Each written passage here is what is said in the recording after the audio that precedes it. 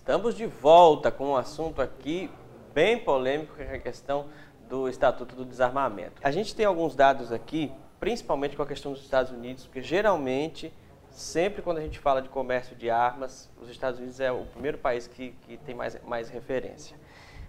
Em 2012, a gente pegou esse dado de 2012 porque o mapa da violência tem os dados de 2012, que são os mais recentes.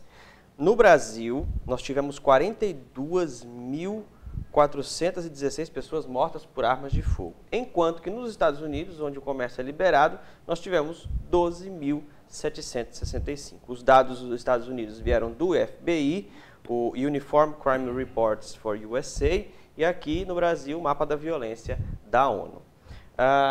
A cultura dos Estados Unidos consegue conviver bem com a questão, e aqui no Brasil não daria certo do mesmo jeito. Qual a opinião de vocês sobre isso? Bem, Rafael, eu acho que nós não podemos comparar realidades de países tão diferentes como o Brasil e os Estados Unidos. Os Estados Unidos são um país de primeiro mundo, em que existe um nível de renda, de educação bem superior ao Brasil. Não existe o problema da ausência de política de segurança pública como há em nosso país e nem os problemas sociais que vemos no Brasil. Mas os índices são tão distantes que chamam a atenção. Como você falou, no Brasil tem mais de 40 mil mortos por arma de fogo. E nos Estados Unidos, que são um país em que o comércio é praticamente liberado, você compra uma arma como se compra um biscoito no supermercado, não há esse índice tão elevado.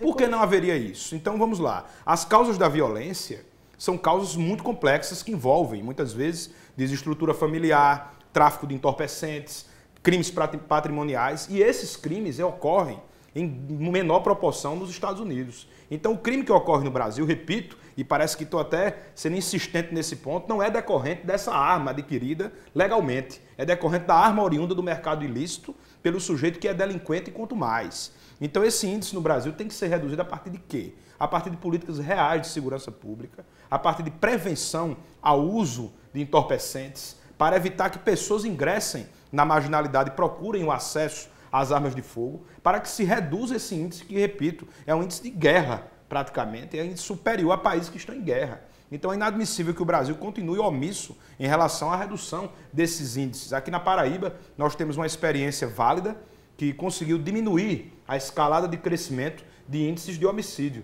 Mas é preciso uma política nacional para que se consiga diminuir isso. E essa política passa necessariamente pelo controle, pelo combate ao acesso a essas armas, ao comércio ilegal de armas de fogo e de munições, para que se evite esse instrumento que é utilizado de maneira quanto mais para a prática de homicídios e de latrocínios. Nos Estados Unidos nós vemos muito crimes praticados por pessoas que invadem, por exemplo, um colégio, uma unidade e praticam uma chacina.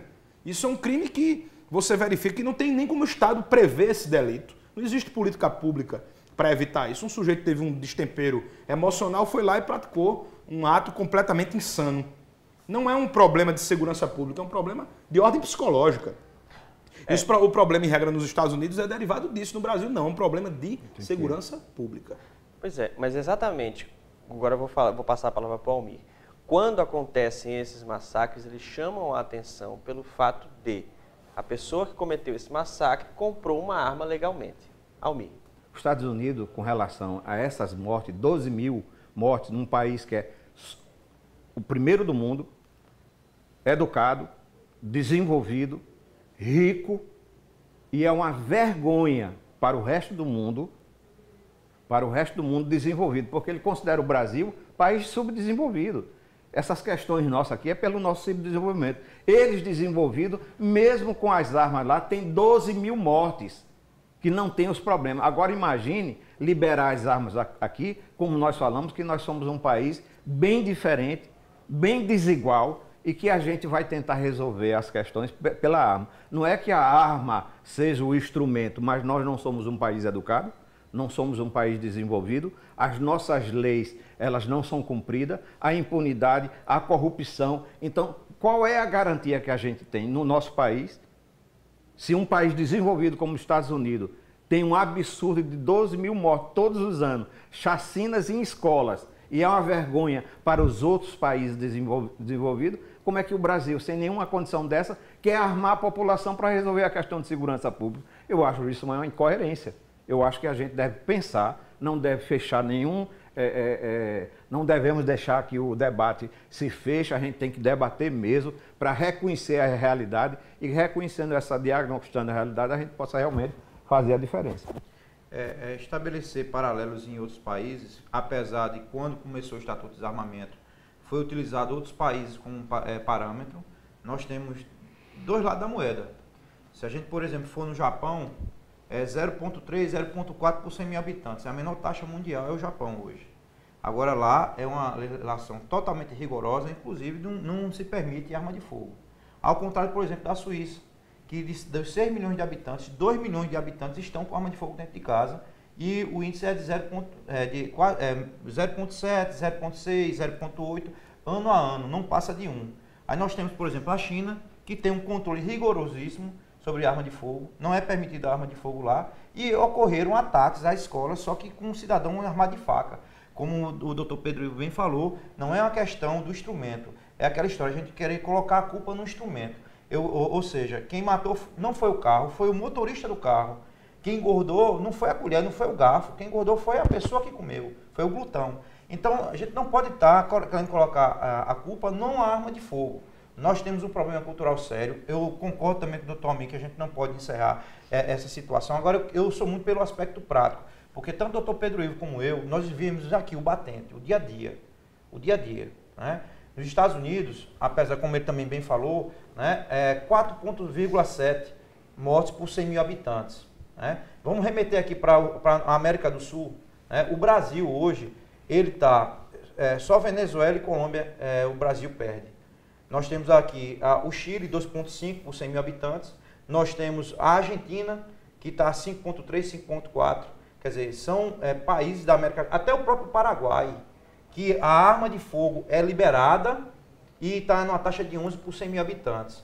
Então, qual é o grande problema? Não é só a questão do Estatuto de Desarmamento em si, é uma questão cultural. E vamos remeter aqui a aspectos práticos. Recentemente, nós tivemos, na semana retrasada, a morte de 2 criminosos na área do Brejo, que eles entravam na residência de cidadão ordeiro, sabendo que eles estavam desarmados, estupravam as mulheres do proprietário, estupravam a filha, deixavam elas despidas, fazia com que a vítima observasse aquele crime e o cidadão que não tinha arma de fogo não tinha como se defender. Existe uma diferença muito grande entre a violência e a criminalidade violenta. Existe uma diferença muito grande. Eu entendo como uma questão ideológica, a questão da paz, e que cada um tem sua vivência e pode, nessa vivência, transportar e antagonizar alguma ideologia, mas o que acontece? Hoje, o que é fato? Se chegar um criminoso dentro da sua casa, e se você tiver uma arma de fogo e estiver preparado para ela, muito dificilmente, se você tiver o preparo, esse camarada vai passar ileso e sua vida vai estar salvaguardada. E um outro problema que nós temos é o aspecto prático também. A nossa legislação, a gente não pode pensar o Estatuto de Desarmamento só como um estatuto, não. Porque nós temos outras leis paralelas que beneficiam hoje o criminoso. O Estatuto hoje está beneficiando o criminoso da seguinte forma.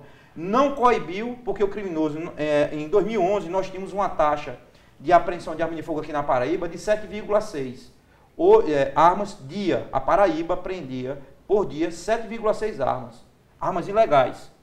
Hoje nós apreendemos dia, fechou em 2015 pelo NACE, que é nosso núcleo de análise criminal aqui, da Secretaria de Segurança Pública, 10,8 armas, ou seja, nós aumentamos o número de armas apreendidas ilegais. Então, não está havendo desarmamento dos criminosos. E aí vou remeter a outro aspecto prático também disso, que é muito importante que todos tenham dimensão dessa situação, certo? Enquanto que o número de armas ilegais estão sendo apreendidas, o número de registros de arma de fogo estão sendo cada vez mais tolhidos. Porte de arma de fogo, eu também tenho minhas restrições com relação a porte de arma de fogo. Tem-se ter porte de arma de fogo para quem? Para as instituições e organismos que possam, após um treinamento e ter a sua devida função institucionalizada colocada. Tá? Por quê? Se você colocar a miúde o porte de arma de fogo a pessoas também destemperadas, nós vamos, aí nesse aspecto eu também concordo com o professor Almir, fatos que aconteciam outrora, de cidadão numa briga de trânsito matar outro com arma de fogo ou uma discussão entre vizinhos. Então tem que se entender que a arma de fogo é um instrumento de defesa, é um instrumento sim de defesa. Se o cidadão for treinado para isso, é um instrumento de defesa. Ele não pode utilizar essa arma para ameaçar um vizinho, ameaçar um colega, utilizar aquilo ali para tentar impor um direito dele. É triste como agentes de segurança do nosso estado, do nosso país, prender uma arma ilegal, prender a segunda, a terceira, a quinta, a sexta, e esse cidadão está livre para fazer as coisas. Isso é uma coisa. O que ele queria relacionar isso ao Estatuto de Desarmamento é um equívoco.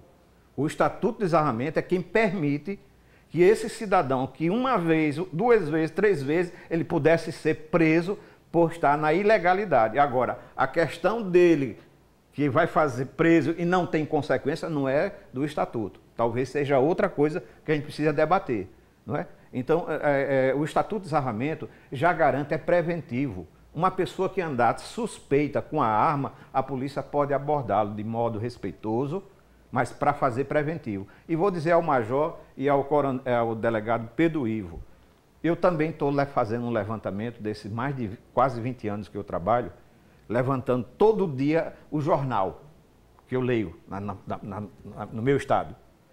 O que eu tenho de notícias da Polícia Militar dizendo, depois que nós fizemos a Blitz, retiramos tantas armas, como agora aconteceu em Patos, o coronel que era responsável, o tenente-coronel que era responsável, ele fez uma matéria para o Brasil.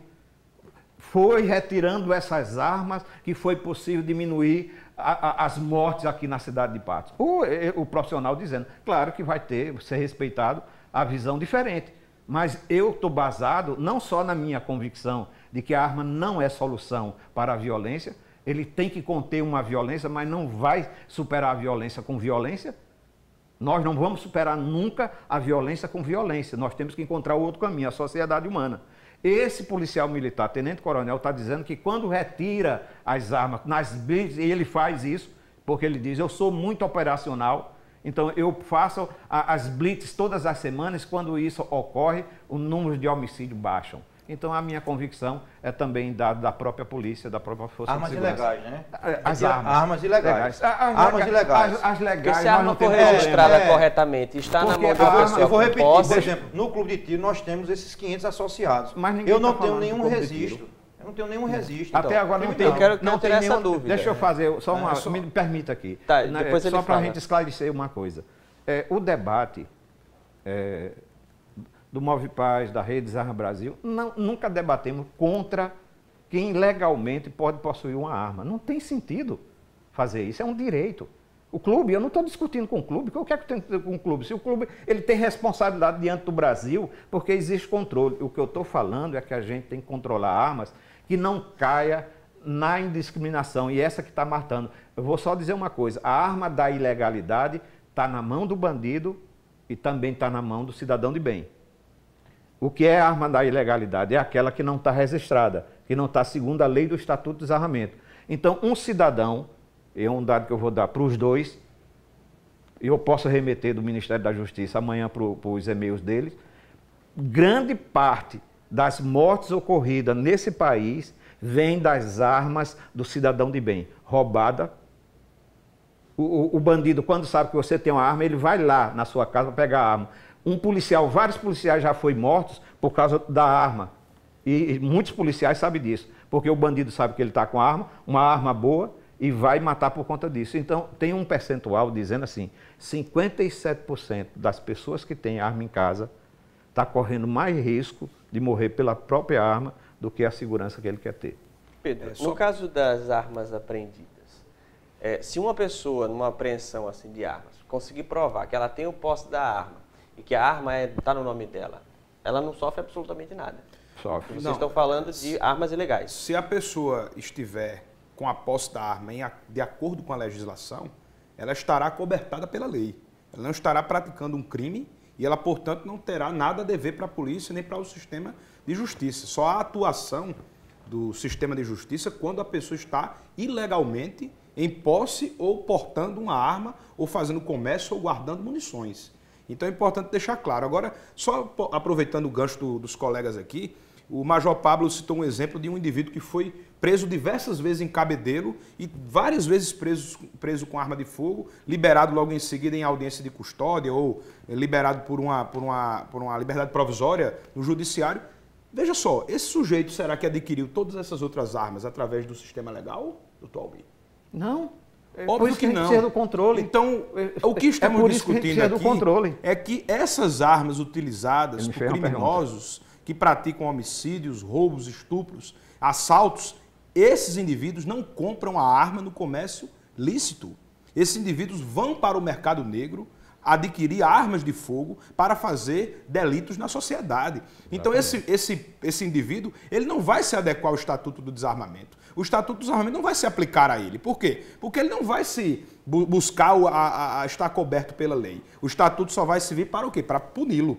Então é essa discussão que a gente tem que trazer. Não adianta somente restringir o acesso a armas de fogo no país. Tem que ter uma política de combate ao acesso à arma de fogo oriunda do mercado ilícito. A gente vai voltar para a discussão que estava aqui antes da gente entrar nessa questão da compra da arma, mas depois do intervalo a gente vai continuar aqui com as pontuações dos nossos convidados. Continue com a gente.